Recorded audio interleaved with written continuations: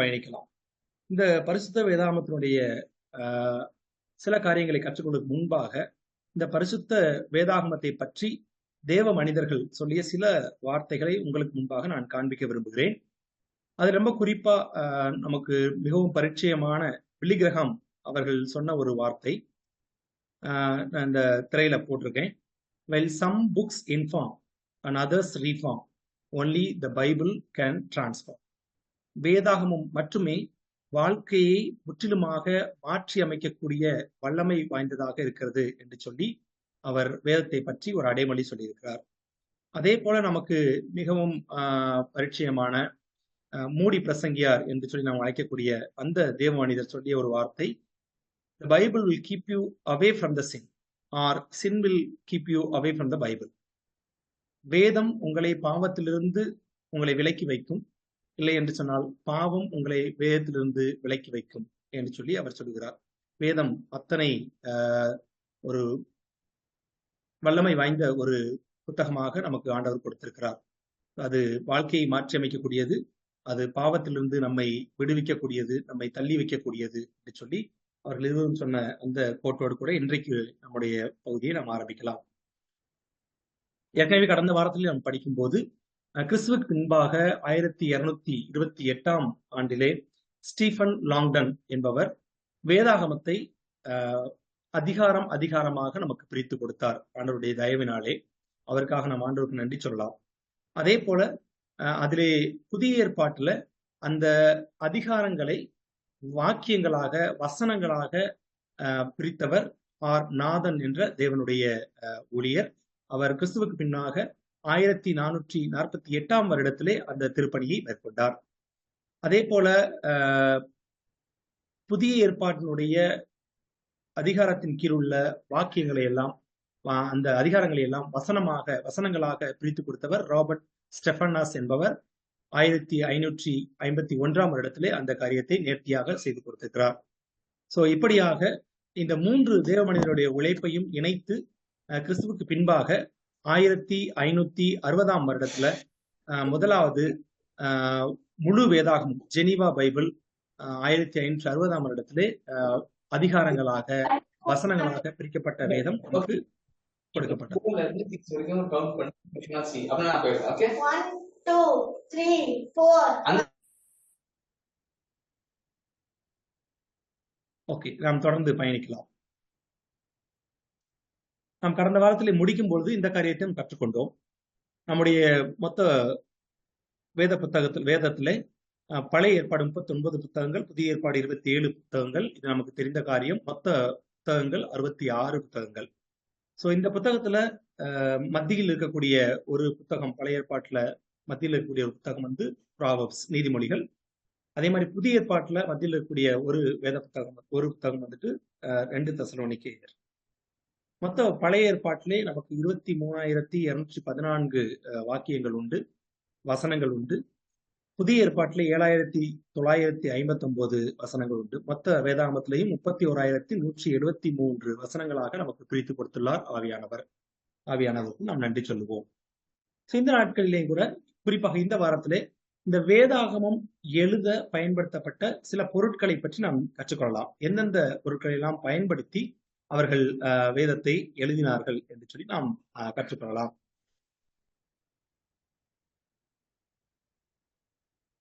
Okay, முதலாவதாக நாம் பழைய ஏற்பாட்டு படிக்கும் போது யாத்திராகமத்துல 24 அதிகாரம் 12 வசனம், 31 அதிகாரம் 18 வசனங்கள்லாம் பார்க்கும்போது நமக்கு கொடுக்கப்பட்ட ஒரு குறிப்பு என்னன்னா, அந்த பழைய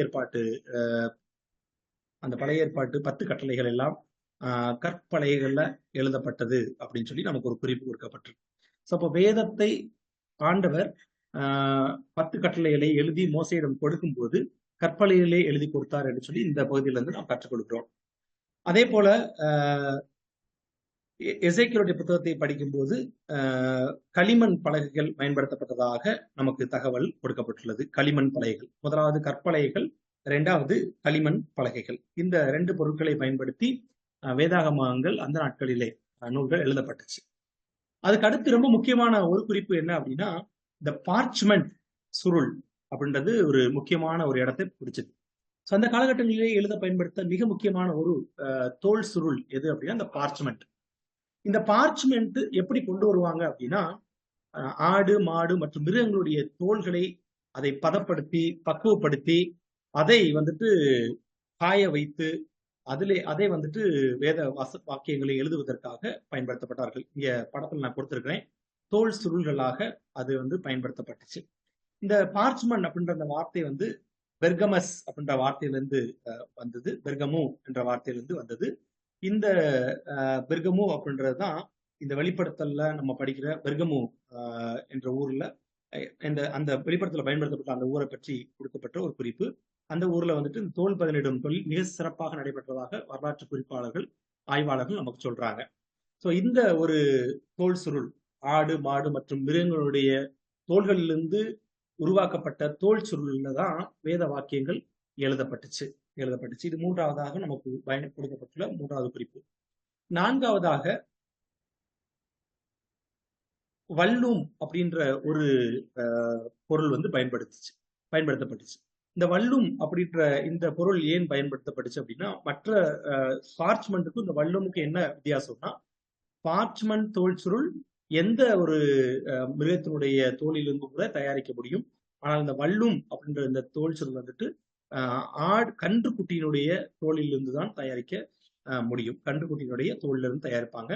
இதை அதே மாதிரி பதப்படுத்தி அதை வந்துட்டு காய வச்சு அதுக்கப்புறமா தோல் சுருள் மாதிரி தயாரிச்சு இது பயன்படுத்துவாங்க. இதுல வந்துட்டு பதப்படுத்தப்பட்ட பின்பு கரும் சிவப்பு சாயம் பூசப்படும். இதுல பொன் வெள்ளி ஆகிய உலோகங்களை உருக்கி அதை வச்சு இந்த குறிப்புகள்லாம் எழுதுறதாக நமக்கு தகவல்கள் கிடைக்கிறது. நான்காவது பாப்பிரஸ் சொல்லலாம். அதே போல பாப்பிரஸ், இந்த பாப்பிரஸ் உடைய மிக முக்கியமான அடுத்த ஒரு கட்டத்தை நம்ம நகர்றோம்.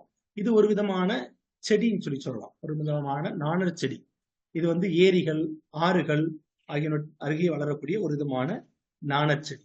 இது எகிப்துல சீரியாவில் ரொம்ப அதிகமா காணப்படுகின்ற ஒரு நாணற்செடி. இந்த நாணற்செடியிலிருந்து எப்படி இதை எழுதுறதுக்கு பயன்படுத்தினாங்க அப்படின்னா, அந்த நாணற்செடியை வெட்டி அதனுடைய தோள்களை எல்லாம் உரித்து விட்டு அதை பதப்படுத்தி அதை காய வச்சு ஒன்றன் பின் ஒன்றாக அடுக்கி அதை வந்துட்டு எழுதுவதற்காக பயன்படுத்தினார்கள். நீங்க நல்லா யோசிச்சு பாருங்க. இந்த படத்துல கொடுக்கப்பட்டிருக்கு இந்த நாணற்செடியை தான் எடுக்கிறாங்க. அந்த தோல் எல்லாத்தையும் ரிமூவ் பண்ணிட்டு அதுல அந்த பாகங்களாக வெட்டி அதை காய வச்சு அதெல்லாம் ஒட்டி அதை வந்து எழுதுவதற்காக பயன்படுத்தினாங்க. இது வந்துட்டு எளிதில் கெடாது அப்படின்னு சொல்லி வல்லுநர்கள் சொல்றாங்க. கிட்டத்தட்ட கிறிஸ்துவுக்கு முன்பாக 2400 வருடங்கள்ல இருந்து கிறிஸ்துவுக்கு பின்பாக 300 வருடம் வரைக்கும் இது அதிகமாக பழக்கத்தில் இருந்துச்சு அப்படின்னு சொல்லி நமக்கு தகவல் கொடுத்திருக்கிறாங்க. ஸோ சிரியாவிலிருந்து பைப்லோஸ் என்ற துறைமுகம் வழியாக இந்த பைப்ரஸ் பல இடங்களுக்கும் அனுப்பப்பட்டதாக தகவல்கள் உண்டு. ஸோ இதுதான் அடுத்து ஐந்தாவதாக நமக்கு வேத வார்த்தைகளை எழுதுவதற்காக ஆண்டவர் தேவ மனிதர்கள் மூலமாக பயன்படுத்தின ஒரு விஷயம். ஸோ இப்போ நம்ம பார்த்த விஷயங்கள் கொஞ்சம் நம்ம யோசித்து பார்க்கலாமே. முதலாக ஆண்டவருடைய வார்த்தைகள் கற்பலைகளிலே எழுதி கொடுக்கப்பட்டது. இரண்டாவது களிமண் பலகைகள்ல எழுதி கொடுக்கப்பட்டுச்சு. மூன்றாவது பார்ச்மெண்ட் தோல் சுருள்கள்ல ஆடு மாடு மற்றும் மிருகங்களுடைய தோள்களிலிருந்து வேத வாக்கியங்கள் எழுதி நமக்கு கொடுக்கப்பட்டுச்சு. அப்புறம் வல்லும் அப்படின்ற அந்த கன்றுக்குட்டியினுடைய தோலில் தயாரிக்கப்பட்ட மெல்லிய தோல் சுருள்ல இந்த வேத வாக்கியங்களை எழுதி நமக்கு கொடுத்தாங்க. அதுக்கு பின்பான காலங்களில் இந்த பைரஸ் அப்படின்ற இந்த பாப்பிரஸ் செடியிலிருந்து அதை வெட்டி பதப்படுத்தி காய வச்சு அதுல வந்துட்டு வேத வாக்கியங்களை எழுதி நமக்கு கொடுத்தாங்க.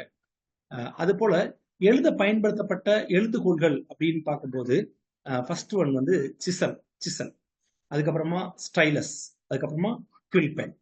இப்போ இந்த படத்துல கொடுத்திருக்கு இந்த 3 உபகரணங்களையும் பயன்படுத்தி தான் அவர்கள் வேத வாக்கியங்களை நமக்கு எழுதி கொடுத்தார்கள். சின்ன உளி, அது மாதிரி இந்த படத்துல பாக்குறீங்க, ஃபர்ஸ்ட் படத்துல முப்பட்டை உருவிலான உலோக பேனா, கூர்மையான நாணல் குச்சி, அப்புறம் வந்து கடைசியில இருக்க அந்த இறகு, சுத்தமான பறவையிலிருந்து எடுக்கப்பட்ட இறகுல இருந்து இந்த கீழ் பெண் வந்து தயாரிக்கப்பட்டுச்சு. இதுல ரொம்ப முக்கியமா அதுக்கு பயன்படுத்தப்பட்ட மை ரொம்ப முக்கியமானது. அது அடுப்புக்கறி, பசை, தண்ணீர் இது எல்லாத்தையும் சேர்த்து தயாரிக்கப்பட்ட மையை எழுதுவதற்காக அவர்கள் அன்றைக்கு பயன்படுத்தினார்கள். இந்த தோல் சுருள் எழுதுவதற்கு, அதே போல பாப்பிரஸ் அந்த செடியில் தயாரிக்கப்பட்ட அந்த இதுல எழுதுவதற்கு இந்த மையை, கருப்பு நிற மையை அவர்கள் பயன்படுத்தினார்கள்.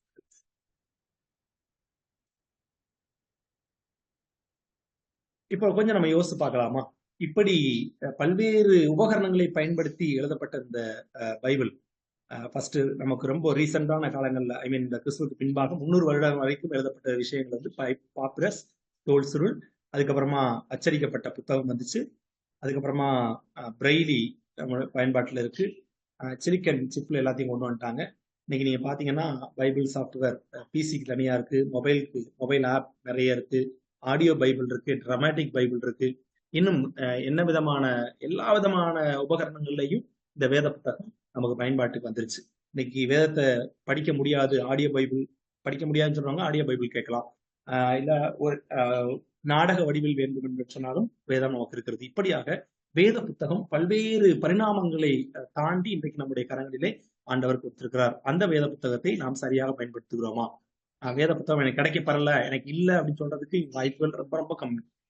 நிறைய கிட்டத்தட்ட ஏகப்பட்ட மனிதர்கள் பயன்படுத்துகிற ஒரு உபகரணம் மொபைல். இந்த மொபைல்ல நம்ம பைபிள் ஈஸியா டவுன்லோட் பண்ணி படிக்க பயன்படுத்தலாம். ஒருவேளை அன்றைக்கு இருந்த காலகட்டங்கள்லயே நம்ம பார்க்கிறோம், எஸ்ரா தேறின வேத பாடகனா இருந்தான்னு சொல்லி பார்க்கிறோம். ஒருவேளை அன்றைக்கு அவர் வாழ்ந்த காலகட்டங்கள்ல இந்த தோல் சுருள்ல தான், இல்ல ரொம்ப லீஸ்டா சொல்லணும்னா இந்த பாப்பிரஸ் அந்த செடியிலிருந்து வரப்பட்ட அந்த மெட்டீரியல்ல தான் வேத புத்தகங்கள், வேத வாக்கியங்கள் எழுதப்பட்டிருந்துச்சு. ஆனால் அதை வைத்துக்கொண்டே எஸ்ரா தேறின வேத பாரகன், இல்ல தேவனுடைய வார்த்தைகளை படிப்பதற்கும், அதன்படி நடப்பதற்கும், அதை மற்றவர்களுக்கு கற்றுக் கொடுப்பதற்கும் தன்னுடைய இதயத்தை அவர் பக்குவப்படுத்தி இருந்தார் என்று சொல்லி எஸ்ராவுடைய புத்தகத்துல 7ஆம் அதிகாரத்துல நாம் படிக்கிறோம்.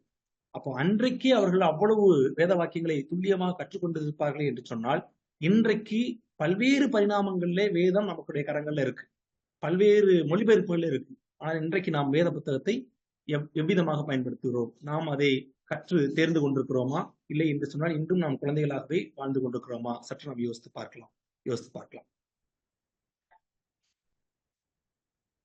உங்களுக்கு தெரியுமா, ஒரு முக்கியமான ஒரு குறிப்பு நம்ம பார்க்கலாம். உலகிலேயே முதலில் மொழிபெயர்க்கப்பட்டது வேத புத்தகம். உலகிலேயே அதிகமான மொழிகளில் மொழிபெயர்க்கப்பட்டது வேத புத்தகம். ஒரே மொழியில் பல முறை மொழியாக்கம் செய்யப்பட்டதும் வேத புத்தகம். ஒரே மொழியில் பல்வேறு பரிணாமங்கள்ல கொண்டு வரப்பட்டதும் இந்த வேத புத்தகம் தான். நீங்க இங்கிலீஷ் வேர்ஷன் எடுத்து பாத்தீங்கன்னா ஏகப்பட்ட வேர்ஷன்ஸ் இருக்கு. இங்கிலீஷ் லாங்குவேஜ்ல ஏகப்பட்ட வேர்ஷன்ஸ் இருக்கு. ஒரே மொழியில் பல முறை மொழியாக்கம் செய்யப்பட்டதும் இந்த வேத புத்தகம் தான். அதே போல மிக அதிகமான மக்களால் வாசிக்கப்படுவதும் இந்த வேத புத்தகம் தான். அதே போல மிக அதிக அளவில் விற்பனையாவதும் இந்த வேத புத்தகம், மிக அதிக எண்ணிக்கையில் அச்சிடப்படுவதும் இந்த வேத புத்தகம். கடைசியாக சந்திர மண்டலத்தில் வைக்கப்பட்ட ஒரே புத்தகம் இந்த வேத புத்தகம். அதே போல ஒரு விஷயத்தை நம்ம மறந்து விடக்கூடாது. மிக அதிகமான அளவிலே தவறாக மக்களால் பயன்படுத்தப்படக்கூடிய, இல்ல தவறாக பிரசங்கிக்கப்படக்கூடிய ஒரு புத்தகமும் இந்த வேத புத்தகமா தான் இருக்கு. அதை கற்றுக்கொள்கிறவர்கள் மிக சரியாக ஆவியானவருடைய அந்த வழிநடத்தலோடு அதை கற்றுக் கொடுத்தார்கள் என்று சொன்னால் மிக நேர்த்தியாக இருக்கும். ஆனால் அது தவறாக நிறைய இடங்கள்ல பயன்படுத்தப்படுகிறது. ஸோ இது வேதாகமத்துடைய சிறப்பு. இந்த திரையில நான் போட்டிருக்கேன். முதலாக சந்திரனிலே வைக்கப்பட்ட அந்த வேதாகமத்தினுடைய மாதிரி இங்கே கொடுக்கப்பட்டிருக்கு. மைக்ரோபிலிம் வேதாகமத்தினுடைய மாதிரி இங்கே கொடுக்கப்பட்டிருக்கு. அதை கொண்டு போய் வைத்த அந்த நபர்களுடைய அவருடைய போட்டோகிராஃபும் இங்கே கொடுக்கப்பட்டிருக்கு. நம்ம இப்ப அடுத்த கட்டத்துக்குள்ளாக போகலாம். நீங்க கொஞ்சம் யோசிச்சு பார்க்கலாம், இந்த வேத புத்தகங்கள் எப்படி காப்பி பண்ணப்பட்டுச்சு, எப்படி வந்துட்டு அடுத்தடுத்த தலைமுறைக்கு கடத்தப்பட்டுச்சு. நம்ம பார்த்தோம், முதலாவது உபாகமம் அந்த காலகட்டங்கள்லாம் பார்த்தோம். ஆண்டவரே சொல்லியிருக்கிறாரு, உன்னுடைய பிள்ளைகளுக்கும் பிள்ளைகளுடைய பிள்ளைகளுக்கும் இந்த வேத வாக்கியங்களை நீங்க கருத்தாய் அதை கற்றுக் கொடு அப்படின்னு சொல்லி ஆண்டவர் சொன்னார். அப்போ இந்த வேத புத்தகங்கள் எப்படி தோல் சுருள்ல இருந்த அந்த காலகட்டங்கள்ல எப்படி பல பிரதிகளாக மாறுச்சு அப்படின்றது ரொம்ப முக்கியமான ஒரு விஷயம். இந்த பல பிரதிகளாக எப்படி பிரதி எடுத்தார்கள்? இன்னைக்கு நமக்கு மெஷின் இருக்கு, அச்சு இயந்திரம் இருக்கு. அப்போ ரொம்ப எளிதா நம்ம வந்துட்டு ஒரு நம்பர் ஆஃப் காப்பீஸை வந்து நம்ம ஜெனரேட் பண்ண முடியும். ஆனா அந்த காலகட்டங்களில் அச்சு இயந்திரம் இல்லாத காலகட்டங்களில் எப்படி இந்த வேத வார்த்தைகள் எல்லாம் பிரதி எடுத்தார்கள் அப்படின்றது ரொம்ப முக்கியமான ஒரு விஷயம், நம்ம புரிஞ்சு கொள்ளணும். சோ இத இத பிரதி எடுத்தவங்க யாரு அப்படின்னு சொல்லி பார்த்தோம்னா ஸ்கிரைப்ஸ். அத தமிழ்ல நம்ம சொல்லணும்னா வேத பாரகர்கள் அப்படி சொல்லுவோம். வேத பாரகர்கள். ஒருவேளை புதிய ஏற்பாட்டு காலத்துல அவருடைய வாழ்க்கை முறை ரொம்ப வித்தியாசமா மாறி இருக்கிறது. ஆண்டவர் அவர்களை அதிகமாக சாடுவதை நாம் பார்க்கிறோம். ஆனால் பழைய ஏற்பாட்டு காலகட்டங்கள் நமக்கு நல்லா தெரியும். எஸ்ரா தேறின வேத பாரகனாய் இருந்தான் அப்படின்னு சொல்லி எழுதப்பட்டிருக்கிறது.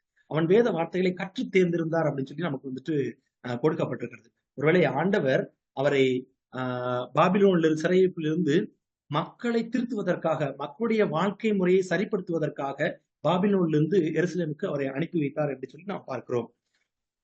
அப்போ அப்பேற்பட்ட வேத பாரகர்கள் தான் இந்த வேத வசனங்களை எல்லாம் ஒரு தோல் சுருளிலிருந்து இன்னொரு தோல் சுருளுக்கு காப்பீஸ் எடுத்தாங்க, பிரதி எடுத்தாங்க. மூலப்பிரதியிலிருந்து படித்து அவர்கள் நமக்கு எழுதி கொடுத்தார்கள். அவர்கள் வந்துட்டு ஆகமங்களை, இந்த நம்ம முதல் அந்த 5 ஆகமங்கள், அந்த 5 ஆகமங்களையும் முழுமையாக படித்து தெளிந்தவர்களாக அந்த வேதப்பாரர்கள் அன்றைக்கு இருந்தார்கள். அந்த வேதப்பாரர்கள் இருந்தார்கள். அப்போ இந்த பிரதி எடுத்தவங்க யார் அப்படின்னா வேதப்பாரர்கள் தான் பிரதி எடுத்து கொடுத்தாங்க. சரி, இந்த வேதப்பாரர்கள் இப்படி பிரதி எடுத்து கொடுப்பதற்கு அவர்களுக்கு ஒரு தகுதி, அந்த தகுதி இருந்தா தான் அதை வந்துட்டு அவங்க பிரதி எடுத்து கொடுக்க முடியும். அந்த அந்த பணியிலே அவர்கள் ஈடுபட முடியும் என்று சொல்லி நாம் பார்க்கிறோம். என்னென்ன குவாலிபிகேஷன் அப்படின்னா, அன்றைக்கு அவர்களுக்கு வேதப்பாரர்களுக்கு கிட்டத்தட்ட 4000 விதிமுறைகள் இருந்துச்சாம். ஒருவேளை ஆண்டவர் கொடுத்த லேவியராமனை பார்க்கிறோம். இந்த ஆண்டவர் கொடுத்த விதிமுறைகள் எல்லாம் தாண்டி கூட அவர்கள் தங்களுக்கு தாங்களே எப்படி இருக்க வேண்டும், ஒரு ஓய்வு நாள்ல எவ்வளவு தூரம் நடக்கும், ஓய்வு நாள்ல எந்த வேலையும் செய்யக்கூடாதுன்னு சொல்லி நம்ம பார்க்கிறோம். இயேசு கிறிஸ்து ஓய்வு நாளிலே குணமாக்குவதை கண்டு அவர்கள் வெகுண்டெழுந்தார்கள் சொல்லி நம்ம படிக்கிறோம். அப்போ ஓய்வு நாள்ல அதுக்கு பண்ண வேண்டிய வேலையை அதுக்கு முன்னாடி நாள் எப்படி எல்லாம் பண்ணாங்கன்றதுக்கு நிறைய ரூல்ஸ் இருக்குன்னு சொல்லி சொல்றாங்க. அப்போ அவர்கள் கிட்டத்தட்ட 4000 விதிகளை அவர்கள் வந்துட்டு மனநத்திலே வைத்திருக்க வேண்டும் என்று சொல்லி ஒரு குவாலிபிகேஷன் வச்சிருந்தா தான் இந்த பணியை செய்ய முடியும். அதே மாதிரி அவங்க பிரதி எடுக்கணும்னு நினைச்சாங்கன்னா அந்த பிரதி எடுக்கக்கூடிய இந்த பார்ச்மெண்ட் சுருளை, இல்லைன்னு சொன்னா அந்த வள்ளும் சுருளை அவர்களே தங்களுக்கு தேவையானதை தாங்களே தயாரிக்கணும். அந்த அந்த தோல் சுருளை அவர்களே தயாரிக்க வேண்டும். அதோடு கூட அந்த தோல் சுருளை எழுதக்கூடிய அந்த இங்கையும் மையையும் அவர்களே தான் தயாரிக்க வேண்டும் என்று சொல்லி ஒரு அப்படிப்பட்ட அதிலே அவர்கள் வல்லமை வாய்ந்தவர்களாக இருக்க வேண்டும். அது இருந்தா தான் அவங்களுக்கு இந்த பணி வந்து கொடுக்கப்படும். அதோடு கூட அவர்கள் வந்து அந்த பார்ச்மெண்ட்ல அந்த பிரதி எடுக்கக்கூடிய லைன்ஸ் கரெக்டா அவங்க வந்து ப்ரிப்பேர் பண்ணி வச்சிருக்கணும், லைன் பை லைனா வேத வாக்கியங்களை எழுதுவதற்காக. அதோடு கூட வேத வாக்கியங்களை எழுதுவதற்கு முன்பாக அவர்கள் குளித்து விட்டுதான் அதை வேத வாக்கியங்களை பிரதி எடுக்க ஆரம்பிக்கணும் அப்படின்னு சொல்லி காரியங்கள் கொடுக்கப்பட்டிருக்கு. இதெல்லாம் அவங்களுக்கு வேண்டிய குவாலிபிகேஷன். இன்னும் சில ரூல்ஸ் எல்லாம் அவங்க ஃபாலோ பண்ணாங்கன்னு சொல்லி சொல்றாங்க. இந்த மெட்டீரியல் எல்லாமே ரொம்ப சரியான ஒரு கிளீன் அனிமல்ல இருந்து தான் கொண்டு வரப்படணும். அதே போல அந்த எழுதக்கூடிய உபகரணம் நம்ம படிச்சோம் இல்லையா, குவில் பென், அந்த பெண்ணுமே இறகு பேனாவுமே சரியான சுத்தமான பறவையிலிருந்து அதனுடைய இறகுகளிலிருந்து தயாரிக்கப்பட்ட ஒரு அந்த எழுதுகோலாக இருக்க வேண்டும். அந்த இங்க்குமே அது வந்துட்டு கரெக்டா கருப்பு கலர்ல தான் இருக்கணும், அவங்க சொன்ன அந்த ஸ்பெசிபிகேஷன் ஸ்டாண்டர்ட்ல தான் இருக்கணும்னு சொல்லி ரூல்ஸ் எல்லாம் ஃபாலோ பண்ணாங்க. அதே போல இவங்க வந்துட்டு எழுதும்போது ஒரு ஒரு வேர்டு, ஒரு வார்த்தையை கூட, ஒரு லெட்டரை கூட அவங்களுடைய சொந்த மனப்பாடத்துல வந்து எழுதக்கூடாது. அப்படின்னா என்ன அர்த்தம், அவங்க ஒவ்வொரு தடவையும் எழுதும் போது ஒரு ஸ்கிரால்ல இருந்து இன்னொரு ஸ்கிரால்ல எழுதும் போது அவங்க ஞாபகம் வச்சது கிடையாது. அந்த முன்னாடி இருக்கிற அந்த ஸ்கிரால்ல இருக்கிறத கரெக்டா அவங்க வந்துட்டு ப்ரொனவுன்ஸ் பண்ணி சத்தமா சொல்லிதான் அந்த வார்த்தையை எழுதணும். நீ கொஞ்சம் யோசிச்சு பாருங்க எவ்வளவு கடினமான ஒரு பணின்னு. வேத வார்த்தையை பிரதி எடுக்கிறாங்க, அவங்க சொந்த மனப்பாடம் பண்ணதுன்னு சொல்லக்கூடாது, அதை வந்துட்டு ஒவ்வொரு வார்த்தையும் அவங்க சத்தமா சொல்லணும், சொல்லி சொல்லி எழுதணும் அப்படின்னு சொல்லி ஒரு ரூல் உண்டு. அதே போல அவர்கள் கடவுளுடைய பேரை யெகோவா இல்ல கர்த்தர், நம்ம தமிழ் தான் அதை கொடுக்கப்பட்டிருக்கு இல்லையா, அதை யெகோவா அப்படின்ற அந்த பேரை எழுதும் போது அந்த எழுதுகோளுடைய முனையை ரொம்ப வந்துட்டு தூய்மை செய்து விட்டு சுத்தப்படுத்தி விட்டுட்டு தான் அந்த வார்த்தை எழுத ஆரம்பிப்பாங்க. யெகோவா, YH WH அப்படின்னு நம்ம சொல்றோம் இல்லையா, யாவே, அந்த வார்த்தை எழுதும் போது பெண்ணுடைய முனையை துடைத்து விடணும்.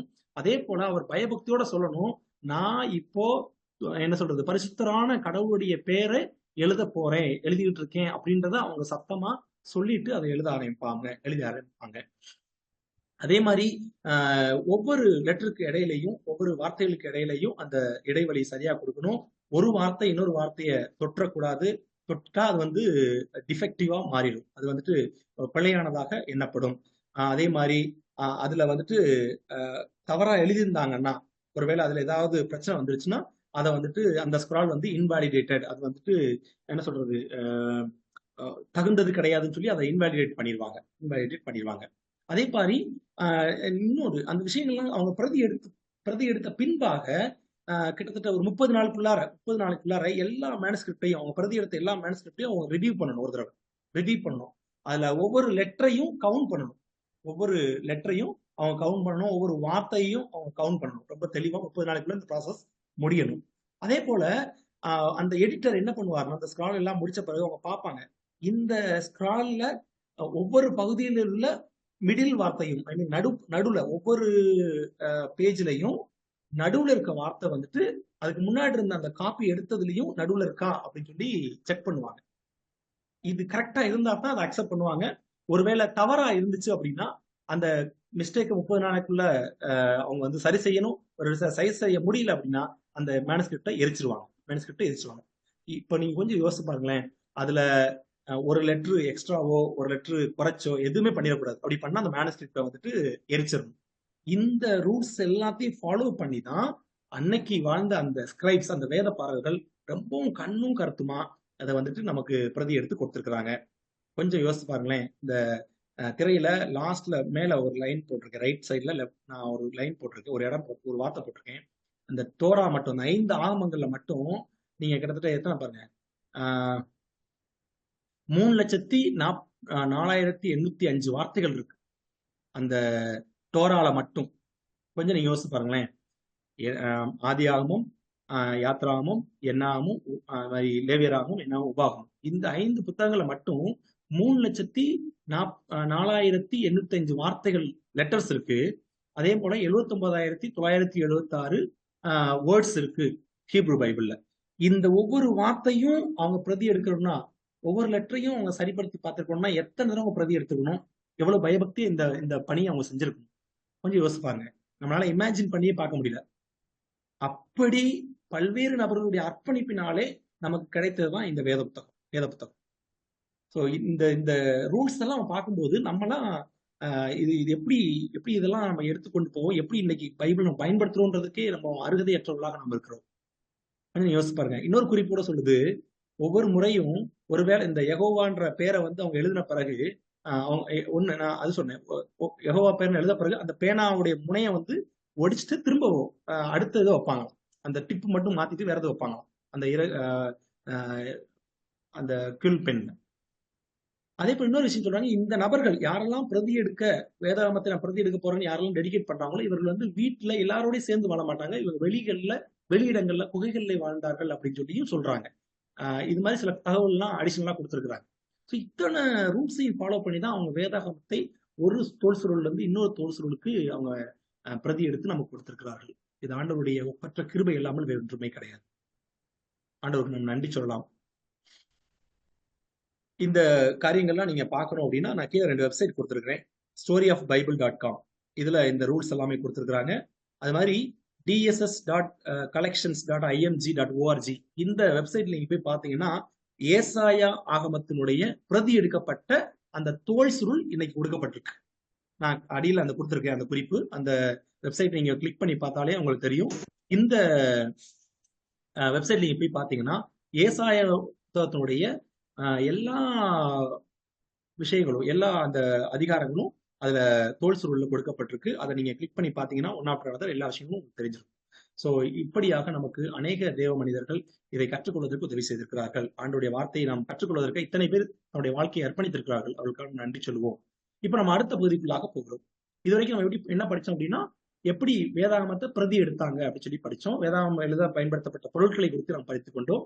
இப்பொழுது இந்த எப்படி வேதாகமத்தினுடைய ஸ்ட்ரக்சர் இருக்கு, எப்படி நம்மளோட கரங்கள்ல இந்த புதிய ஏற்பாடும் பழைய ஏற்பாடும் என்ன வடிவத்தில் கொடுக்கப்பட்டுள்ளது, எப்படி இந்த புக்ஸ் எல்லாம் ஒன் ஆஃப்டர் அனதர் வச்சாங்க அப்படி பார்த்தோம்னா, நம்ம பழைய ஏற்பாட்டுடைய ஸ்ட்ரக்சர் ஆஃப் ஓல்ட் டெஸ்டமென்ட் நம்ம பார்த்தோம்னா அதுல 3 டிவிஷன் இருக்கு. பெரிய டிவிஷன் 3 பார்ட்டா அதை பிரிச்சிருக்கிறாங்க. ஒன்னு வந்துட்டு லா, அதை வந்துட்டு டோரா அப்படின்னு சொல்லுவாங்க. டோரா அப்படின்னா லா. ரெண்டாவது வந்துட்டு ப்ராஃபிட், ரெண்டாவது வந்து ப்ராஃபிட்ஸ், அத அந்த ஹீப்ரு மொழியில நேவும் அப்படி சொல்லுவாங்க. அதே போல மூன்றாவது வந்து ரைட்டிங்ஸ், கெதுவிம் அப்படின்னு சொல்லி சொல்லுவாங்க எபிரேயத்துல. கெதுவிம். அப்போ 3 பெரும் பகுதிகள். 1 லா சட்டதிட்டங்கள், 2 ப்ராஃபிட்ஸ் தீர்க்க தரிசன புத்தகங்கள், 3 ரைட்டிங்ஸ் இதர எழுத்துக்கள் கெதுவிம். அப்போ இதுதான் 3 பெரிய பிரிவாக பழைய ஏற்பாடை பிரிச்சிருக்கிறாங்க. அப்ப அந்த லா அப்படின்னு நம்ம சொல்லும்போது அதுல மொத்தம் 5 புத்தகங்கள் உள்ளது. ஸோ நம்முடைய ஆதியாகவும், யாத்ராகவும், லேவியராகவும், எண்ணாகவும், உபாகமும், இந்த 5ஐயும் தான் இந்த டோரா அப்படின்னு சொல்லுவாங்க. டோரான்னு சொல்லுவாங்க. அதான் அந்த புத்தகங்கள் வந்துட்டு 5 புத்தகங்கள். அதுக்கப்புறமா வந்துட்டு பெரிய ஒரு பிரிவு என்னன்னா ப்ராஃபிட்ஸ். அந்த ப்ராஃபிட்ல 3 உட்பிரிவு உண்டு. ஒன்று வந்துட்டு ஃபார்மர் முந்தைய தீர்க்கதரிசிகள், ரெண்டாவது வந்து மேஜர் ப்ராஃபிட்ஸ் பெரிய தீர்க்கதரிசிகள், அடுத்து 3வது வந்துட்டு சின்ன தீர்க்கதரிசிகள். முந்தைய தீர்க்கதரிசிகள், அதே போல மேஜர் ப்ராஃபிட்ஸ் பெரிய தீர்க்கதரிசிகள், 3வது பிரிவு சின்ன தீர்க்கதரிசிகள். இந்த 3 பிரிவுகளாக இந்த 2வது பெரும் பிரிவை பிரிச்சிருக்கிறாங்க. ஸோ அந்த முந்தைய தீர்க்கதரிசிகள் சொல்லும்போது யோசுவா, நியாயாதிபதிகள், அதே போல 1-2 சாமுவேல், 1-2 ராஜாக்கள், இந்த புத்தகங்கள்லாம் அதுக்குள்ள வந்துருது. மேஜர் ப்ராஃபிட்ஸ் பெரிய ப்ராஃபிட்ஸ்ல பார்க்கும்போது நமக்கு ஏசாயா, ஜெரமியா, எசேக்கியேல் இதெல்லாம் அதுக்குள்ள வந்துருது. சின்ன தீர்க்கதரிசிகள் பார்க்கும்போது நமக்கு 12 சின்ன தீர்க்கதரிசிகள் இருக்கிறதா நமக்கு குறிப்புகள் கொடுக்கப்பட்டிருக்கு. ஓசியால ஆரம்பிச்சு மல்கியால வந்து முடியுது. ஸோ இது எல்லாமே மைனர் ப்ராஃபிட். 3வது வந்துட்டு நம்ம இந்த ரைட்டிங்ஸ் இதர எழுத்துக்கள் கெதுவிம் சொல்லுவாங்க. இந்த கெதுவிம் அப்படின்றதுல பாத்தீங்கன்னா 12 புத்தகங்கள் உள்ளது. இதுல வந்துட்டு இந்த கெதுவிமையும் 3 பிரிவா பிரிக்கிறாங்க. விஸ்டம் ஒன்று வந்து விஸ்டம், அப்புறம் வந்து ஃபெஸ்டிவல் ஸ்க்ரால்ஸ், அப்புறம் வந்து ரெவலேஷன். ஸோ இந்த விஸ்டம்ல தான் சங்கீத புத்தகங்களும் இந்த ப்ராவர்ப்ஸ், யோபு இதெல்லாம் வந்துருது. ஃபெஸ்டிவல் ஸ்க்ரால்ஸ்ல சாங்ஸ் ஆஃப் சாங்ஸ், உன்னத பாட்டு, ரூத்து, புலம்பல், சபை உரையாளர், பிரசங்கி, எஸ்தர், இந்த புத்தகங்களும் வந்துருது. ரெவலேஷன்ல டேனியல், எஸ்ரா, நெகேமியா, அதே போல 1-2 நாளாகும், இந்த புத்தகங்களும் ரெவலேஷன். இப்படி 7 உட்பிரிவாக பிரிச்சிருக்காங்க. 3 பெரிய பிரிவு, 7 சின்ன பிரிவு, மொத்தம் 22 தோல் சுருள்ல 22 ஸ்க்ரால்ல இருந்ததாக நமக்கு வந்து இந்த வடிவத்துல தான் இந்த ஓல்ட் டெஸ்டமென்ட் புக்ஸை நமக்கு கொடுத்துருக்காங்க. திரும்ப ஒரு தான் சொல்றேன், 3 பிரிவுகள், 3 பெரும் பிரிவுகள், 7 உட்பிரிவுகள், 22 ஸ்க்ரால்ஸ், இந்த வடிவத்துல தான் இது நமக்கு கொடுக்கப்பட்டிருக்கு. இப்ப இந்த நீங்க பாத்தீங்கன்னா ஃபர்ஸ்ட் சொன்ன டோரா, 2வது நேவி, 3வது வந்து கெதுவிம். இந்த வார்த்தைகளை ஃபர்ஸ்ட் TNK இதைத்தான் என்ன சொல்லுவாங்கன்னா தனாக் அப்படி சொல்லுவாங்க. இதை வந்து யூதருடைய புத்தகம் சொல்லுவாங்க. சட்ட புத்தகம் டோரா வேற. பட் இது இந்த 3 பிரிவையும், டோராவையும், நெபியும், கெதுவிம், இது 3ஐயும் சேர்த்து தனாக், ஃபர்ஸ்ட் லெட்டர் TNK, இந்த ஃபர்ஸ்ட் 3 லெட்டரை சேர்த்து தனாக் அப்படி சொல்லுவாங்க. இதுதான் பழைய ஏற்பாட்டினுடைய ஸ்ட்ரக்சர். அதுக்கு அடுத்து நம்ம பார்க்கலாம்.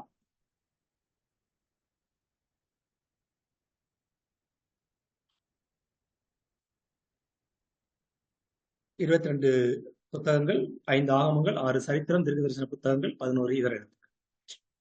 அடுத்து ஸ்ட்ரக்சர் ஆஃப் நியூ டெஸ்டமென்ட். புதிய ஏற்பாட்டினுடைய அந்த ஸ்ட்ரக்சரை நீங்க கொஞ்சம் பாருங்களேன், திரையில பாருங்க. புதிய ஏற்பாட்டினுடைய அந்த வடிவம், எந்த வடிவமைப்புல நமக்கு கொடுத்துருக்காங்க. புதிய ஏற்பாட்டுல காஸ்பல்ஸ் நமக்கு நல்லா தெரியும். காஸ்பல்ஸ், அதுக்கப்புறமா அப்போஸ்தலருடைய நடபடிகள், அதுக்கு பின்பாக எபிஸ்டில்ஸ் கடிதங்கள், அதற்கு பின்பாக வெளிப்படுத்தின விசேஷம் ரெவலேஷன். ஸோ 4 பெரும் பிரிவுகளாக அது பிரிச்சிருக்கிறாங்க. சுவிசேஷ புத்தகங்கள், அப்போஸ்தலர் நடபடிகள், கடிதங்கள், நிருபங்கள், வெளிப்படுத்தின விசேஷம், 4 பெரும் பிரிவுகள். அதுல 7 உட்பிரிவுகள் உண்டு. ஸோ முதலாவது காஸ்பல்ஸ், அதே காஸ்பல் தான். அதே போல அப்போஸ்தலர் நடபடிகள் ஒரு பிரிவு. ஸோ 2 பிரிவு முடிஞ்சிச்சு. இந்த எபிஸ்டில்ஸ், இந்த கடிதங்களை அவர்கள் 4 பிரிவுகளாக பிரிக்கிறாங்க. பவுல் திருச்சபைகளுக்கு எழுதின கடிதங்கள், பவுல் எபிரேயருக்கு எழுதின அந்த கடிதம், பவுல் தன்னுடைய சகோதரர்களுக்கு எழுதின கடிதம், தீமோத்தேயு, தீத்து, பிலமோனுகளுக்கு எழுதின கடிதங்கள், அப்புறம் பவுல் எழுதின பொதுவான நிருபங்கள் சொல்லி 4 பிரிவுகளாக இந்த எபிஸ்டில்ஸை வந்து பிரிக்கிறாங்க. ஸோ அடுத்து ரெவலேஷன். ஸோ நீங்க பாத்தீங்கன்னா 7 உட்பிரிவுகள் உண்டு. அதே போல இந்த 4 பெரும்பிரிவுகள் 7 உட்பிரிவுகள் மொத்தம் 27 ஸ்கிரால்ல எழுதப்பட்டிருக்கு. ஸோ தட் 27 புத்தகங்களாக நமக்கு கொடுக்கப்பட்டிருக்கு. 27 ஸ்கிரால்ல இந்த புத்தகங்கள்லாம் எழுதியிருக்கு. இதுதான் புதிய ஏற்பாட்டினுடைய வடிவமைப்பு. புதிய ஏற்பாட்டினுடைய வடிவமைப்பு. ஸோ பழைய ஏற்பாடு வடிவமைப்பு நம்ம படித்தோம். அடுத்து புதிய ஏற்பாடுடைய வடிவமைப்பை நாம் படித்திருக்கிறோம். இப்போ ஓவரால் டிவிஷன் எப்படி வந்துட்டு பழைய ஏற்பாடும் புதிய ஏற்பாடும் இங்கே வந்துட்டு நமக்கு கொடுக்கப்பட்டுள்ளது அப்படின்றத நம்ம பார்க்கலாம். பழைய ஏற்பாடும் புதிய ஏற்பாடும் எப்படி கொடுக்கப்பட்டுள்ளது. ஸோ முதலாவது மொத்த 7 டிவிஷனா முடிச்சிருக்கோம். லா, ப்ராஃபிட், ரைட்டிங்ஸ், இது மூணுமே வந்துட்டு பழைய ஏற்பாட்டினுடைய பிரிவு. காஸ்பல்ஸ், ஆக்ட்ஸ், எபிஸ்டில்ஸ் அண்ட் ரெவலேஷன், இது 4மே புதிய ஏற்பாட்டினுடைய பிரிவுகள். மொத்தம் 7 பிரிவுகளாக பிரிச்சு தான் இந்த நடைமுறையில தான் நமக்கு புதிய ஏற்பாட்டையும் பழைய ஏற்பாட்டையும் நம்முடைய முன்னவர்கள் ஆண்டுடைய வழிநடத்தினாலே நம்ம கொடுத்துருக்காங்க. அதுக்காக நம்ம அந்தவுக்கு நன்றி சொல்லுவோம். சரி தான் நான் கொடுத்துருக்கேன். ஓகே, நம்ம அடுத்ததுக்குலாம் போகலாம். சரி, இப்படி இருந்த இந்த புத்தகங்கள் எப்படி வந்துட்டு ஒன்றிணைக்கப்பட்டுச்சு, இதுல முக்கியமா புதிய ஏற்பாடு எப்படி ஒன்றிணைக்கப்பட்டுச்சு அப்படின்னு சொல்லி நம்ம இன்னைக்கு தெரிந்து கொள்ளலாம். புதிய ஏற்பாடு எப்படி ஒன்றிணைக்கப்பட்டுச்சு. சோ புதிய ஏற்பாடு எழுதப்பட்ட காலங்கள் அப்படின்னு நம்ம பார்த்தோம் அப்படின்னா கிட்டத்தட்ட கிறிஸ்துவுக்கு பின்பாக 50ஆம் வருடத்திலிருந்து 120ஆம் வருடம் வரைக்குமான இந்த காலகட்டங்கள்ல தான் புதிய ஏற்பாடு எழுதப்பட்டது என்று சொல்லி நமக்கு வரலாற்று தகவல்கள் சொல்லுகின்றது. கிறிஸ்துவுக்கு பின்பாக 50ஆம் வருடத்திலிருந்து 120ஆவது வருடத்துக்கு இந்த உட்பட்ட நாட்கள்ல தான் எழுதப்பட்டு சொல்றாங்க. இதுல ஏடி அப்படின்ற அந்த வார்த்தை வந்துட்டு ஆனோ டொமினி அப்படின்ற அந்த லத்தீன் வார்த்தையுடைய சுருக்கம் தான் ஏடி. நம்ம பிஃபோர் கிரைஸ்ட் ஆஃப்டர் கிரைஸ்டுக்கு வந்து நம்ம ஏடின்னு சொல்லி அந்த பதத்தை பயன்படுத்துறோம். ஆனோ டொமினி. ஆனோ டொமினி அப்படின்னா என்ன அப்படின்னா இயர் ஆஃப் த லார்ட், இறைவனுடைய ஆட்சி காலம் வந்து இயர் ஆஃப் த லார்ட் அப்படின்னு நம்ம சொல்றோம். ஸோ இந்த புதிய ஏற்பாட்டு புத்தகங்கள் 50ஆம் வருடத்திலிருந்து 120 வருடங்களுக்குள்ளாக எழுதப்பட்டதுன்னு சொல்லி வேத வல்லுநர்கள் நமக்கு சொல்றாங்க. அதுல ஓகே, ஒரே நிமிஷம், சாரி.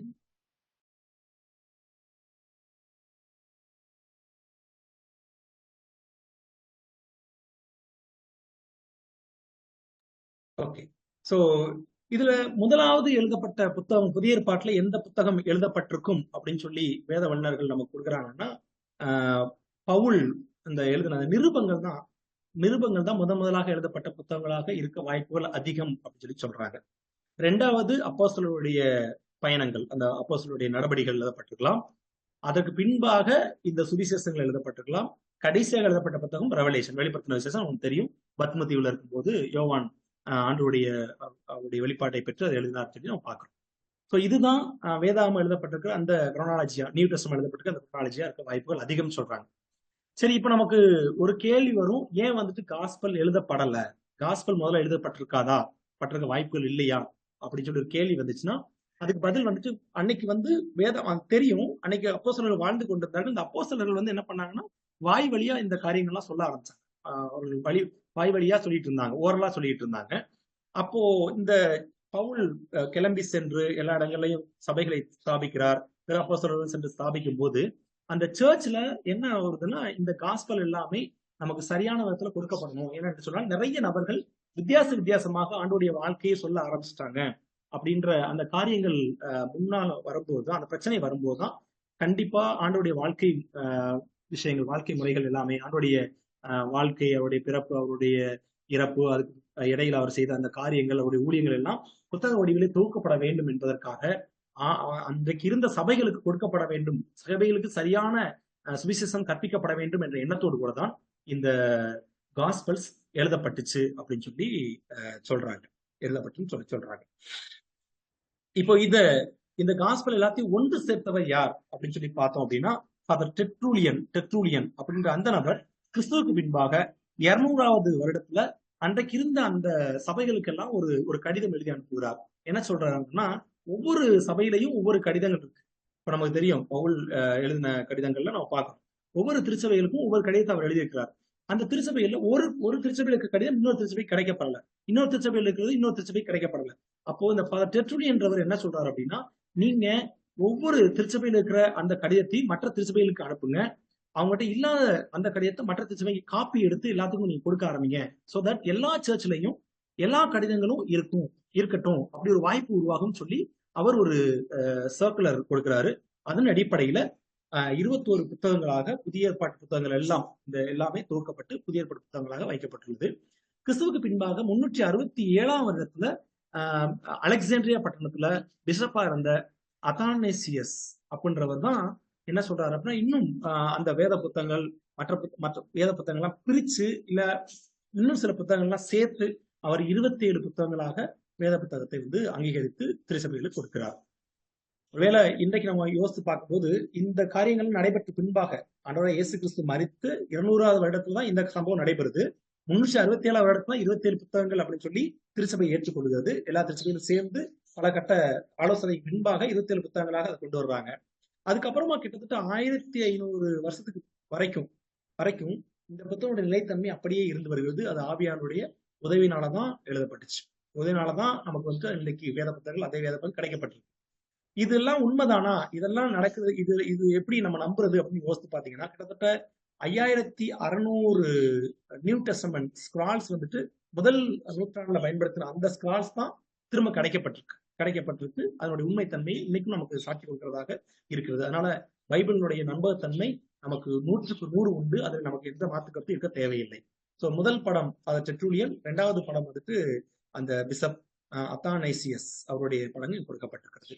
இப்படிதான் இந்த புதிய ஏற்பாட்டு புத்தகங்கள்லாம் ஒன்று தொகுக்கப்பட்டது, ஒன்று சேர்க்கப்பட்டுச்சு. நம்ம அடுத்ததுக்குள்ள போகலாம் நினைக்கிறேன். இதுல இன்னொரு கேள்வி நமக்கு வரும், எந்த காஸ்பல் வந்து முதலாக எழுதப்பட்டுச்சு அப்படின்னு ஒரு கேள்வி நமக்கு வர்றதுக்கு வாய்ப்புகள் உண்டு. டாக்டர் டேவிட் ஆலன் பிளாக் அப்படின்றவர் ஒய் 4 காஸ்பல்ஸ் அப்படின்னு ஒரு புத்தகம் எழுதியிருக்கிறார். அதுல அவர் கொடுத்திருக்கிற சில குறிப்பின் அடிப்படையிலே மத்தேயு முதலாவது எழுதப்பட்ட ஒரு சுவிசேஷ புத்தகமாக இருக்க வாய்ப்புகள் அதிகம் அப்படின்றாரு. 2வது லூக்கா, 3வது மார்க், 4வது யோவான் எழுதின நற்செய்தி நூலாக இருக்க வாய்ப்புகள் அதிகம் சொல்லி அவர் சொல்றாரு. பட் நாம் கேள்விப்பட்ட பிரகாரமாக மற்ற சில குறிப்புகள் என்ன சொல்றாங்க, மார்க் தான் முதல் எழுதப்பட்ட சுவிசேஷமாக இருக்க வாய்ப்புகள் அதிகம் சொல்றாங்க. இந்த மனிதர், இந்த டாக்டர் டேவிட் ஆலன் பிளாக் அப்படின்றவர் சொல்றத பார்க்கும்போது நமக்கு வந்துட்டு மத்தேயு எழுதின சுவிசேஷம் முதலாவது எழுதப்பட்ட சுவிசேஷமாக நமக்கு அறியப்படுகிறோம். அந்த மத்தேயு ஏன் 4 சுவிசேஷங்கள் அப்படின்றதுல ஒரு சின்ன தகவல் நமக்கு இங்க இந்த டேபிள் நான் கொடுத்திருக்கேன். மத்தேயு இயேசு கிறிஸ்துவானவரை யூதர்களுக்கென்று எழுதுகிறார். யூதர்களுக்கென்று அவர் ஒரு ராஜாவாக அறிமுகப்படுத்த வேண்டும் அப்படின்ற அந்த நோக்கத்தோடு கூட அவர் வந்துட்டு எழுதுறத நம்ம பார்க்கணும். மத்தேயு இயேசு கிறிஸ்துவை யூதர்களுக்கு அவர் ராஜா என்று அறிமுகப்படுத்துவதற்காக அதை எழுத ஆரம்பிக்கிறார். அதனாலதான் நமக்கு ஒரு நல்ல குறிப்புண்டு. அந்த ஞானிகள் புறப்பட்டு வந்தது, இயேசு கிறிஸ்துவை, குழந்தை இயேசுவை பார்த்து அவர்கள் பணிந்து கொண்டது, திரும்பி சென்றது, இந்த காரியங்கள் எல்லாம் மத்திய எழுதின புத்தகத்துல நமக்கு ரொம்ப சிறப்பாக கொடுக்கப்பட்டிருக்கும். ஏன்னு சொன்னால் அவர் யூதருக்கு ராஜாவாக பிறந்திருக்கிற எங்கே என்று சொல்லி அவர் கேள்வி கேட்கிறது நம்ம பார்க்கிறோம். அப்போ இயேசு கிறிஸ்துவை ராஜாவாக காண்பிப்பதிலே அவர் மிகுந்த சிரத்தை எடுத்து அதை எழுதி காண்பித்தார். கிறிஸ்துவுக்கு 42ஆம் இடத்துல எழுதப்பட்டிருக்கலாம்னு சொல்லி அந்த ஆதர் சொல்றார். இதுல ரொம்ப குறிப்பா நிறைய எம்பசிஸ் வந்துட்டு தீர்க்கதரிசிகளுடைய தீர்க்க தரிசனம் வந்து நிறைவேறினதை குறிக்கிறாங்க. கடவுளுடைய இயேசு கிறிஸ்துவோடைய விண்ணேற்போடு கூட அந்த புத்தகம் முடிவதை நம்ம பார்க்கிறோம். அதுக்கப்புறமா 2வது நம்ம இந்த குறிப்பு என்னன்னா, கிறிஸ்துவுக்கு பின்பாக 58ஆம் வருடத்துல இருந்து 60ஆம் வருடம் வரைக்கும் இந்த காலகட்டங்கள்ல பவுல் வந்துட்டு தன்னுடைய சுவிசேஷ பணியை ஆரம்பிக்கிறார். பவுலோடு கூட லூக்காவும் பயணிக்கிறார்னு சொல்லி நம்ம அப்போஸ்தலர் நடவடிக்கைகள் வந்து நம்ம கண்டுகொள்கிறோம்.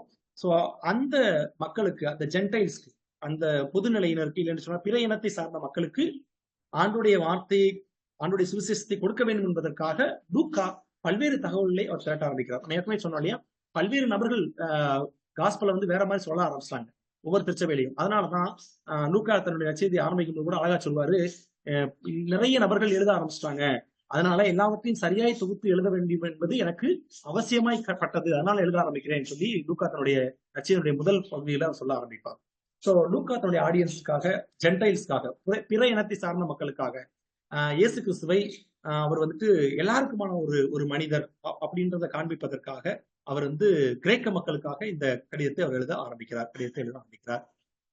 அந்த நற்செய்தியை எழுத ஆரம்பிக்கிறார்.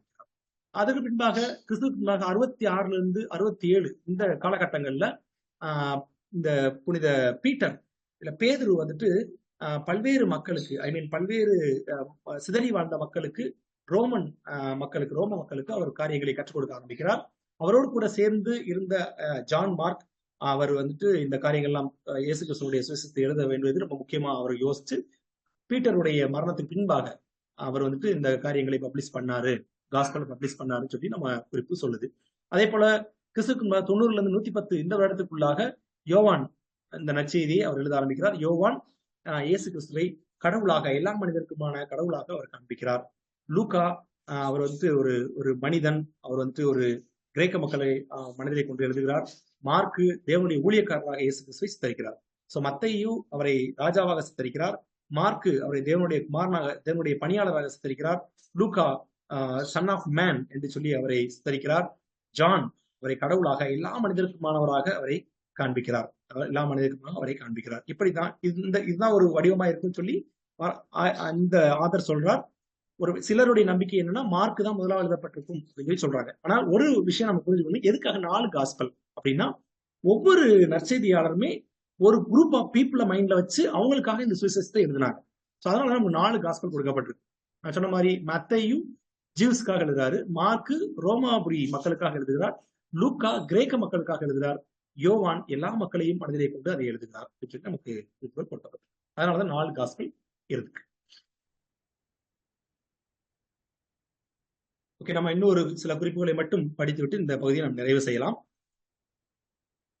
அடுத்து இன்னொரு முக்கியமான ஒரு குறிப்பு, வேத புத்தகங்கள் எப்படி தொகுக்கப்பட்டுச்சு, இந்த புத்தகங்கள் தான் பைபிள்ல இருக்கணும், இந்த புத்தகங்கள் இருக்கக்கூடாது அப்படின்ற ஒரு வழிமுறை, ஒரு அளவுகோல், எப்படி எதை வைத்து இதை அவர்கள் செய்ய ஆரம்பித்தார்கள் அப்படின்னு சொல்லி நம்ம பார்க்கலாம். ஸோ நம்ம ஒரு விஷயத்தை நல்லா புரிஞ்சுக்கணும். இயேசு கிறிஸ்து பழைய ஏற்பாட்டு கேனானைசேஷன் எப்படி பண்ணப்பட்டுச்சு அப்படின்னா, இயேசு கிறிஸ்து பிறப்பதற்கு முன்பாக இருந்து மல்கியா வரையிலான இந்த காலகட்டங்கள் 400 வருட இடைவெளி அப்படின்னு சொல்லி சொல்றாங்க. இந்த 400 வருட இடைவெளியில ஆண்டோடைய வார்த்தை கிடைக்கப்பெறலன்னு சொல்லி வேத வல்லுநர்கள் சொல்றாங்க.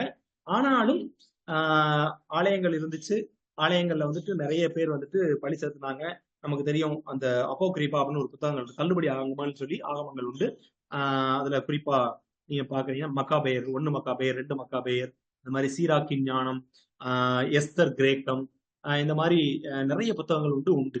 இந்த புத்தகங்கள் எல்லாமே ஏற்றுக்கொள்ளப்பட வாசிக்கலாம், ஆனா அது பரிசுத்த ஆவியானுடைய தூண்டுதல் இல்லைன்னு சொல்லி அந்த புத்தகங்கள்லாம் அவங்க வந்து உள்ள சேர்க்க, நம்முடைய வேதத்துல இருக்காது, ரோமன் கத்தோலிக்கருடைய வேதத்துல அது இருக்கும்.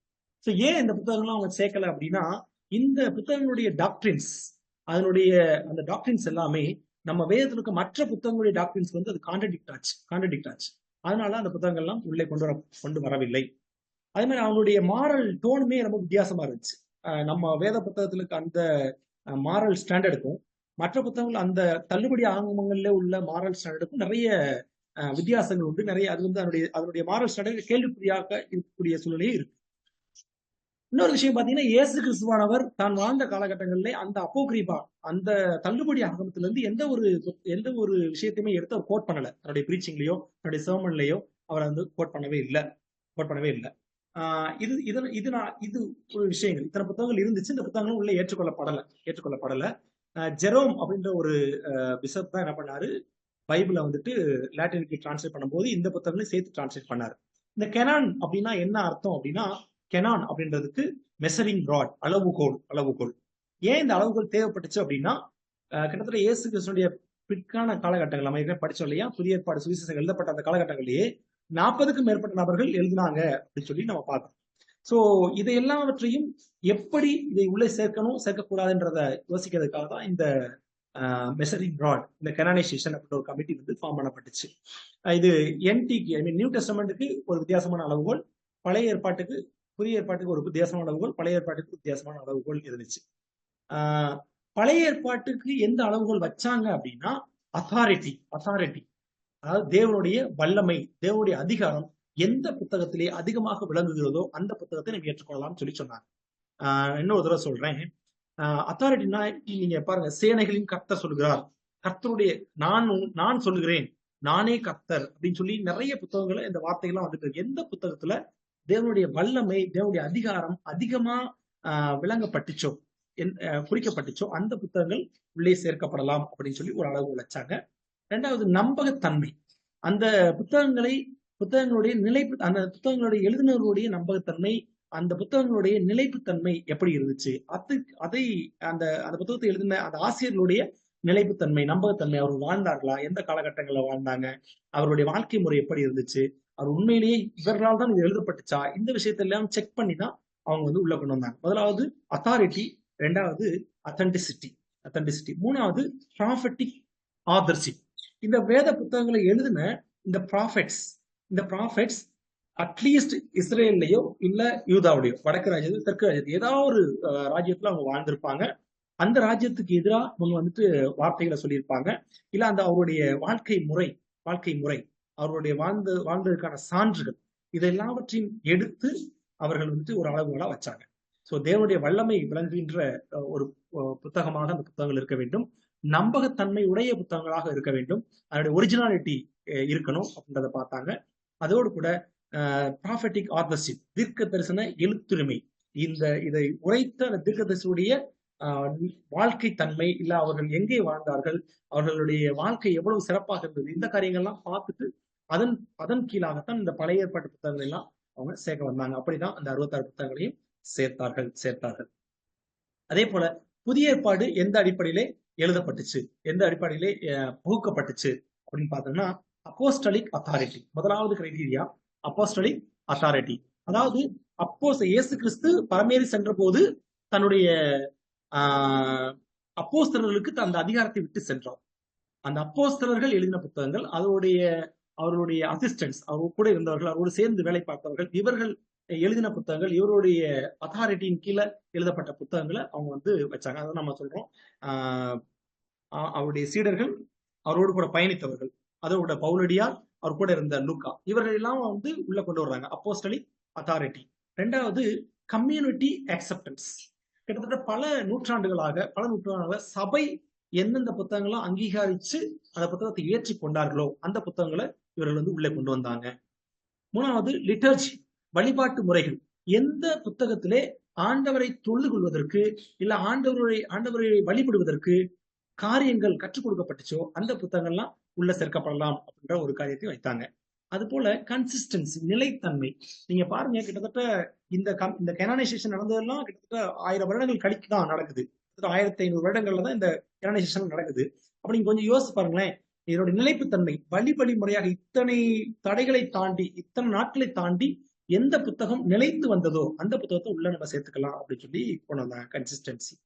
அதே போல டைனமிக், வல்லமை நிறைந்த வார்த்தைகள் உள்ள புத்தகங்கள். இந்த அளவுகள் வந்து காமன் ஃபார் என்டி அண்ட் ஓடி ரெண்டுக்குமே இது பொருந்தும். வல்லமை நிறைந்த வார்த்தைகளாக தேவனுக்கும் மனிதனுக்கும் அந்த உறவை வல்லமையாக எடுத்து சொல்கிற ஒரு வாக்கியங்கள் நிறைந்த ஒரு புத்தகத்தை நம்ம கொண்டு வரலாம்னு சொல்லி சொன்னாங்க. ஸோ புதிய ஏற்பாடு apostolic authority, community acceptance, liturgy, consistency, dynamic. இந்த அளவுகள் கீழே தான் இந்த பைபிள் வந்துட்டு புதிய ஏற்பாடு வந்து பகுக்கப்பட்டுச்சு. ஸோ இன்னைக்கு நாம் பார்த்த காரியங்கள்ல ரொம்ப முக்கியமானது இந்த கேனானைசேஷன். எதன் அடிப்படையில் புத்தகங்கள் பழைய ஏற்பாடு புதிய ஏற்பாடு புத்தகங்கள் வந்துட்டு பிரிக்கப்பட்டுச்சு இல்ல சேர்க்கப்பட்டுச்சு, அளவுகள் என்னன்றதை பார்த்தோம். அதோடு கூட ஏன் இந்த அளவுகள் தேவைப்பட்டுச்சு, எந்த வேதாகமம், எந்த காஸ்பல் முதலாவது எழுதப்பட்டுச்சு, எதுக்காக 4 காஸ்பல், எப்படி புதிய ஏற்பாடு புத்தகங்கள் ஒன்று தொகுக்கப்பட்டது, எப்படி வேதத்தினுடைய அமைப்பு, அதனுடைய ஓல்ட் டெஸ்டமென்ட் அமைப்பு, நியூ டெஸ்டமென்ட் அமைப்பு, எப்படி இவர்கள் பிரதி எடுத்தார்கள் அப்படின்ற காரியங்கள் நம்ம பார்த்தோம். பிரதி எடுத்தார்கள் அப்படின்ற காரியம் பார்த்தோம். எந்தெந்த அளவுகோல்களை, எந்தெந்த எழுதுகோள்களை கொண்டு, எந்தெந்த எழுது உபகரணங்களை கொண்டு இந்த வேத புத்தகத்தை நமக்கு எழுதி கொடுத்தாங்கன்றதை இன்னைக்கு நாம் பார்த்தோம். இப்படி பல்வேறு கால சூழ்நிலையை தாண்டி, பல்வேறு விதங்கள்ல, பல்வேறு பரிணாமங்களை தாண்டி இன்றைக்கு வேதம் நம்முடைய கரங்களிலே கொடுக்கப்பட்டிருக்கு. இந்த வேதத்தை நாம் வாசிப்போம், நேசிப்போம், சுவாசிப்போம், கர்த்தருக்காக காரியங்களை செய்ய நாம் முன் வருவோம். கொஞ்சம் நீங்க யோசிச்சு பாருங்க, ஒன்றுமே இல்லாத அந்த காலகட்டங்கள்ல இவ்வளவு விஷயங்களை செஞ்சாங்க. பழைய ஏற்பாடு புதிய ஏற்பாடு பிரிக்கிறது, செய்யறது, அது எல்லாவற்றையும் தொகுக்கிறது, பிரதி எடுக்கிறது எவ்வளவு சிரமமான காரியம். ஆனால் இன்றைக்கு வேதம் நம்ம கரங்களில் இருக்கு. அதை நாம் சரியாக படிக்கிறோமா, சரியாக மற்றவர்கள் கற்றுக் கொடுக்கிறோமா, கற்றுக் கொடுப்பதற்கு நாம் ஆவலுள்ளவர்களாக இருப்போமா? ஆண்டவர் செய்த இந்த அளப்பரிய காரியங்களுக்காக நன்றி சொல்வோம். தொடர்ச்சியாக நாம் அடுத்த பகுதியில் நாம் சந்திப்போம். தலைதாழ்த்தி ஜெபிப்போம். இரக்கமும் பரிசுத்தமும் உள்ள நல்ல ஆண்டவரே, இந்த நாளிலேயும் கூட இந்த வேத புத்தகத்தை ஆண்டவரே அதனுடைய வரலாற்றை கற்றுக்கொள்வதற்கு அத்தனை உதவி செய்தீங்க. வேத புத்தகம் எப்படிப்பட்ட உபகரணங்கள் எல்லாம் பயன்படுத்தி எழுதப்பட்டுச்சு, எப்படிப்பட்ட உபகரணங்கள்லாம் இந்த வேத புத்தகம் தோல் சுருள் எல்லாம் எழுதப்பட்டு எங்களுக்கு வந்துச்சு. பல்வேறு உபகரணங்கள், பயன்படுத்திய பொருட்கள், இதெல்லாம் நாங்க பார்த்தோம் சுவாமி. இதெல்லாம் பார்க்கும்போது எங்களுக்கு வியப்பா இருந்துச்சு. இப்படி பல விஷயங்களை தாண்டியா இந்த வேத புத்தகம் கரங்களை வந்துச்சுன்னு சொல்லி யோசிச்சு பார்க்கிறோம் சுவாமி. நன்றி செலுத்துகிறோம். ஆண்டவரே, எப்படி இந்த புதிய ஏற்பாடு நோக்கப்பட்டு இந்த வேத புத்தகத்தை ஆண்டவரே நீர் எங்களுக்காக ஒரு அமைப்பாக கொடுத்திருக்கிறீங்க. பழைய ஏற்பாடு ஒரு அமைப்பு, புதிய ஏற்பாடு ஒரு அமைப்பா இருந்து எங்கள் கரங்களை கொடுத்திருக்கீங்க சுவாமி. நன்றி சொல்லிக்கிறோம். கிரமமாக கற்றுக்கொள்ள உதவி செய்திருக்கீங்க. அதே போல புதிய ஏற்பாடு புத்தகங்களையும் பழைய ஏற்பாடு புத்தகங்களை எப்படி தொகுத்தார்கள் சொல்லி பார்த்தோம் சுவாமி. எந்த அளவுகளின் கீழாக புதிய ஏற்பாடு புத்தகங்கள் என் கரங்களை வந்துச்சு, எந்த அளவுகளின் கீழாக பழைய ஏற்பாடு புத்தகங்கள், புதிய ஏற்பாடு புத்தகங்கள், பழைய ஏற்பாடு புத்தகங்கள் என் கரங்களை வந்துச்சுன்னு சொல்லி கற்றுக்கொள்வது கத்த உதவி செய்து சுவாமி. கத்தாவே, இந்த வரலாற்றை கற்றுக்கொண்ட நாங்கள் இன்றைக்கு என் கரங்கள் உள்ள வேத புத்தகத்தை நாங்கள் சரிவர பயன்படுத்த உதவி செய்ய ஜபிக்கின்றோம். நீங்க பெரிய காரியங்களை செய்யுங்க, நாங்கள் காத்திருக்கோம். இயேசு கிறிஸ்து தள்ளுபடி ஜபிக்கின்றோம் நல்ல பிதாவே. ஆமென். ஆமென். தேங்க்யூ. ஆமீன். தேங்க்யூ பரமாத்மா அண்ணே.